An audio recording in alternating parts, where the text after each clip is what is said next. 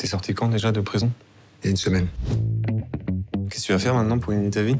Là, je vais faire un peu d'intérim. Tout d'un coup, je me suis dit, j'aimerais bien faire un polar, ça me ferait rire, et un polar familial. Voilà. C'est-à-dire l'idée qu'un fils soit contaminé par la folie géniale de sa mère, une folie amoureuse complètement enfantine, et que lui soit mis au contact de gangsters et qui bascule. Voilà, ça j'aimais bien l'idée. Voilà.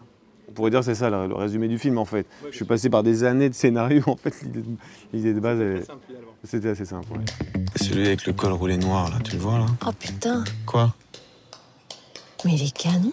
Sylvie! Après c'était plus compliqué à trouver le scénario, tous les ressorts. J'espère quand même que le braquage dans le film, quand même, qui est une chose qu'on a souvent vue au cinéma, il fallait la réinventer, il fallait trouver des idées nouvelles et j'espère qu'on y est arrivé. Alors vas-y, c'est quoi cette fois-ci? C'est le smartphone? Du caviar. 3000 € le kilo? Tu appelles tout de suite et tu dis oui! C'est ça qui est le plus compliqué, c'est qu'il faut trouver le sujet qui ne va pas nous ennuyer. Parce qu'en fait, il faut le porter. Avant de trouver les financements, il a fallu quand même être convaincu, relire, je sais pas, j'ai dû le relire, je sais pas, 800 fois, il faut que le sujet soit intéressant, quoi. Et qu'il est le 3e en 10 ans, tu l'as prévenu aussi ou pas? C'est plus une prison, c'est un club de rencontre. Je suis ta mère quand même! Je m'en fous, t'es complètement folle! Ce film, il a plusieurs registres. Il a des registres comiques, tragiques, de films noirs, de polars, de films familiales. Enfin bon, il a une espèce de... Il est assez hybride et je le voulais comme ça. Je comprends pas, c'est chez qui ici? Mais c'est chez nous! On est en plein centre-ville, avec quoi t'as payé ça? J'ai trouvé un flingue dans sa poche tout à l'heure. Depuis le début, j'ai dit à tout le monde qu'il fallait que ça soit un film de plaisir. Donc je l'ai dit, il fallait que le... Qu'est-ce que ça pourrait être un film de plaisir? C'est-à-dire un film avec lequel les spectateurs puissent vraiment jouer. C'est-à-dire qu'il n'y avait pas du tout la volonté de faire une chronique ou de faire un film comme... Je m'inspire d'éléments autobiographiques, ça, comme j'ai déjà dit, mais il ne s'agissait pas de faire une chronique, quoi, que c'était pas le moment. Il ne fallait pas verser dans le pathos, il fallait que ça soit le plus joyeux, en tout cas joueur, quoi, qu'on puisse jouer avec le film. Tu sais que je pourrais te faire descendre dans la journée si je voulais. Ah non, tu peux pas puisque t'aimes ma mère. Si je te donne la moitié, tu le fais avec moi? Sérieux? Il n'y avait tellement pas un rail scénaristique, on a vraiment avancé au fur et à mesure que c'est quand j'ai eu le scénario et que j'ai trouvé qu'il était satisfaisant que je suis allé voir des acteurs et surtout il fallait que j'ai des duos d'acteurs.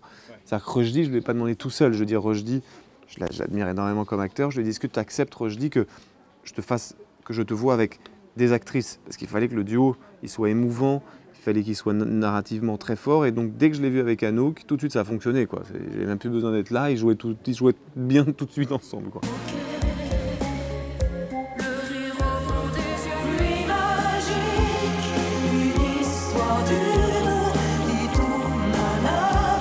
C'est des chimies aussi particulières. Les films, moi, comme spectateur, que j'aime beaucoup, évidemment, il y a des films où je peux dire « Ah, tiens, DiCaprio est génial » ou « Tiens, Maurice Renet, il est fantastique » ou je sais pas, même Gaspard Ulliel, il est génial.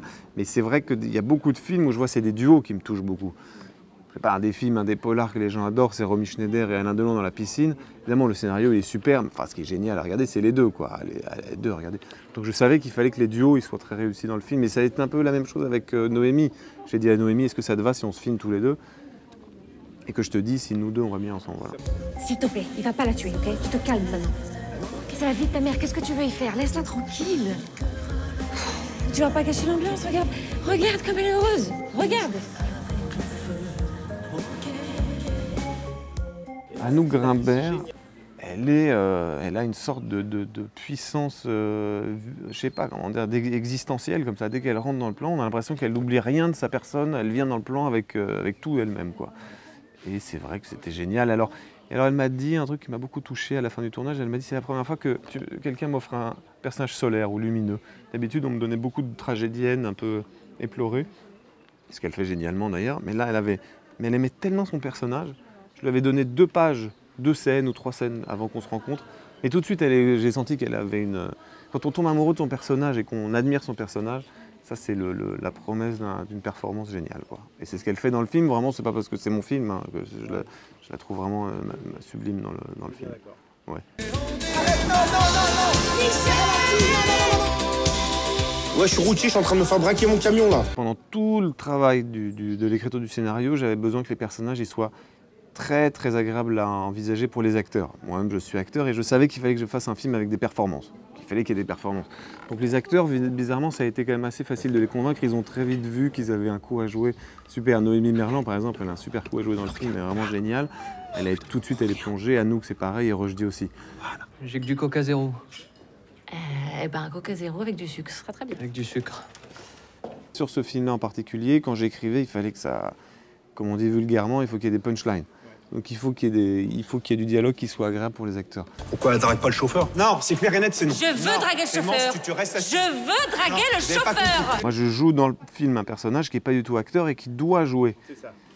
C'est toujours la grande question, c'est est-ce qu'on en fait trop dans le côté je joue mal ou est-ce que c'est ça, c'était il y a une grande scène comme ça de répétition avec des gens qui ne sont pas du tout des acteurs et qui doivent jouer une scène pour les besoins du film du polar. Ça, c'était peut-être la scène la plus compliquée et bizarrement, plus c'est compliqué, plus c'est agréable à jouer.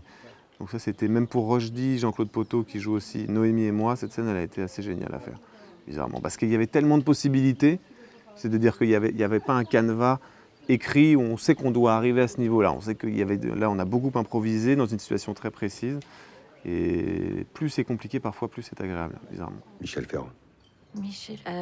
Attendez, parce que Michel, je crois pas que c'est Sylvie. Michel. Sylvie, la maman d'Abel. Ah, mais oui. Ah, mais ça y est. Oui. Non, mais parce que je vous ai jamais vu en vrai. Oui, Mais oui, oui, oui, oui, oui, Aussi, j'avais vu.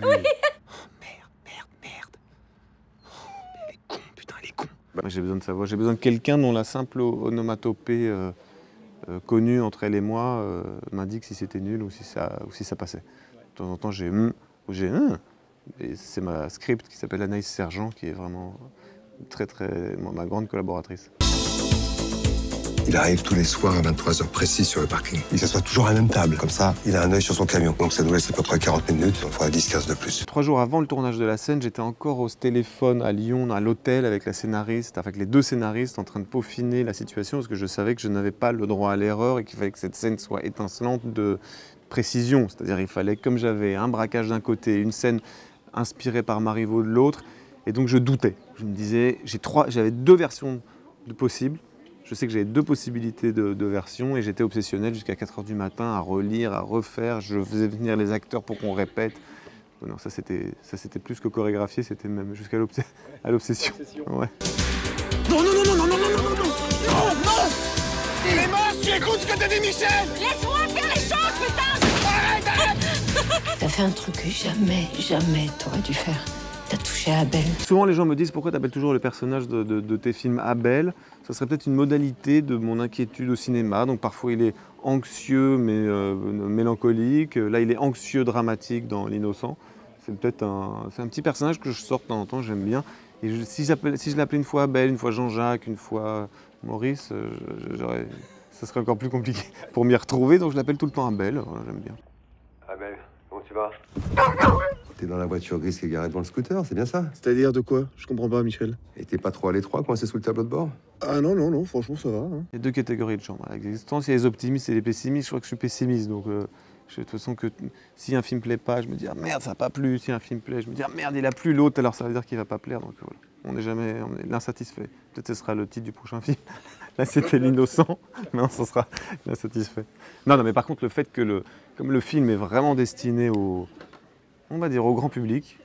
Ça serait mon vœu le plus cher. Si je sais que j'ai une réputation un peu de raseur ou je sais pas quoi, mais si tout d'un coup le film pouvait être grand public, je serais très, très content. Parce qu'il a un côté film populaire, quoi. J'avais envie qu'on puisse le projeter. D'ailleurs, on l'a projeté dans un festival à Lama, je leur fais la publicité. 800 personnes dans un petit village en plein air, extraordinaire. De voir des projections en plein air, c'est fantastique. Tu veux vraiment savoir ce que j'en pense là? Ouais, s'il te plaît. Parce que ça peut être d'une violence extrême, hein, ce que je vais te dire. T'aimes pas le pantalon? Il y a beaucoup d'acteurs qui éprouvent de la passion et du dégoût en même temps pour leur métier, hein, qui disent tout le temps j'arrête de jouer. C'est un métier qui est à la fois magique, sublime et en même temps un peu dégoûtant. Je pense que beaucoup d'acteurs ont ce rapport-là. Peut-être c'est mon grand-père. Hein. Mon grand-père était acteur et je sais qu'il avait ce rapport-là très de mépris et de passion quoi, pour ce métier.